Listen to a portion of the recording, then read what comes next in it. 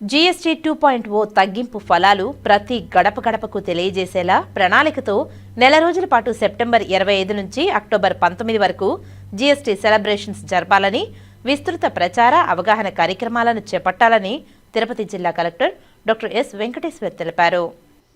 శుక్రవారం స్థానిక కలెక్టరేట్లోని వీడియో కాన్ఫరెన్స్ హాల్లో GST 2.0 super GST super savings ప్రయోజనాలపై అవగాహన కార్యక్రమాన్ని తిరుపతి జిల్లా collector doctor S Venkateshwar, DRO Narasimhulu, SDC legal cell deputy collector రోజ్మ్యాన్, జీఎస్టీ 2.0 జిల్లా నోడల్ అధికారి మరియు additional commissioner Nagendra, deputy commissioner Vijayalakshmi, assistant కమిషనర్లతో కలిసి మున్సిపల్ కమిషనర్లు, ఆర్డీఓలు, తహసీల్దార్లు, ఎంపీడీఓలు, సచివాలయ సిబ్బందితో వీడియో కాన్ఫరెన్స్ నిర్వహించారు. ఈ సందర్భంగా జిల్లా కలెక్టర్ మాట్లాడుతూ, కేంద్ర ప్రభుత్వం ఈ నెల 22 నుండి చాలా వస్తువులపై జీఎస్టీ పన్ను 12% నుంచి 5% వరకు తగ్గించిందని, 5 స్లాబుల నుంచి 2 స్లాబులకు తగ్గించిందని, ఈ తగ్గించిన ధరలు జిల్లాలోని ప్రతి గడపకు చేరాలని తెలిపారు. అందుకు తగిన కార్యాచరణ ప్రణాళిక అమలుపై దృష్టి పెట్టాలని అన్నారు. ఈ గణనీయ తగ్గింపు వలన ప్రజలందరికీ సేవింగ్స్ అవుతుందని తెలిపారు. ప్రజలు రోజువారీ కొనే ఉత్పత్తులపైన ఖర్చుల్లో ఎంత తగ్గింపు జరిగింది, దాని వలన వారు ఎంత లాభం పొందుతున్నారు అనే విషయాలపై ప్రయోజనాల గురించి ప్రజల్లో విస్తృత అవగాహన కల్పించేందుకు నెల రోజుల పాటు జిల్లా వ్యాప్తంగా గడప గడపకు ప్రత్యేక ప్రచార కార్యక్రమాన్ని నిర్వహించాలని తెలిపారు. తగ్గిన రేట్ల ప్రకారం వస్తు సేవల ధరలు, ఆరోగ్యం మరియు విద్యా సేవల రంగం, కిరాణా సామాగ్రి, పాలు, చపాతీ, రోటీ, పన్నీరు, పాలు, వెన్న తదితర ఉత్పత్తులు తగ్గినట్లుగా తెలిపారు. తగ్గిన ధరలు గ్రామం నుండి మండల స్థాయిలో గల వినియోగదారులకు తెలిసేలా అన్ని ప్రభుత్వ విభాగాలతో సమన్వయం చేసుకుని విస్తృత ప్రచారం చేయాలని తెలిపారు. తగ్గిన ధరలపై జిల్లాలో నియోజకవర్గ, మండల స్థాయి, గ్రామ స్థాయి వరకు నోడల్ ఆఫీసర్ నియమించి వారి ద్వారా సూపర్ జీఎస్టీ సూపర్ సేవింగ్స్ జిల్లా స్థాయి ప్రచారాన్ని నిర్వహించేలా చర్యలు తీసుకోవాలని తెలిపారు.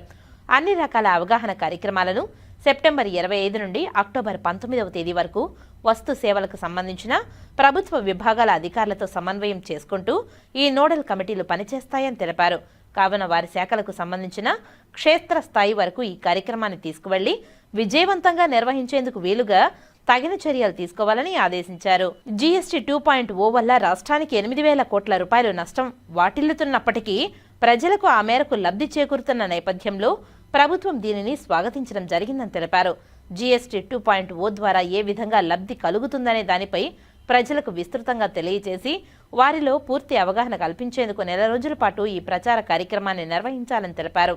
ఈ ప్రచార కార్యక్రమం పర్యవేక్షణ, విజయవంతంగా నిర్వహణకు జీఎస్టీ ఛాంపియన్స్ పేరిట జిల్లా స్థాయిలో జేసీ నోడల్ అధికారిగా, జిల్లా జీఎస్టీ ఛాంపియన్గా, సంబంధిత శాఖల జిల్లా అధికారి వారి శాఖ జీఎస్టీ ఛాంపియన్గాను, అసెంబ్లీ నియోజకవర్గ స్థాయిలో ప్రత్యేక అధికారి, మండల స్థాయిలో ఎంపీడీఓ, మున్సిపల్ కమిషనర్, గ్రామ, వార్డు సచివాలయ స్థాయిలో panchayat secretary, ward admin secretary GST ఛాంపియన్గా ఉంటారని తెలిపారు.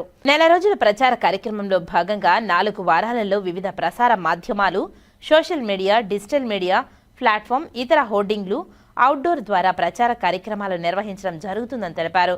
జీఎస్టీ 2.0 జిల్లా నోడల్ అధికారి మరియు అడిషనల్ కమిషనర్ మాట్లాడుతూ, కేంద్ర ప్రభుత్వం జీఎస్టీ తగ్గింపులో ప్రజలకు ఏ మేరకు ఆదా అవుతుందో ప్రతి కుటుంబానికి తెలియజేసేలా జిల్లాలో వివిధ కార్యక్రమాలను నిర్వహించడం జరుగుతుందని తెలిపారు. జిల్లాలో 4 వారాలలో ప్రతి వారం కూడా వివిధ రకాల అంశాలలో నెల రోజుల పాటు గడప గడపకు ప్రచారాలు చేయడం జరుగుతుందని తెలిపారు. ఈ కార్యక్రమంలో జిల్లా అధికారులు తదితరులు పాల్గొన్నారు.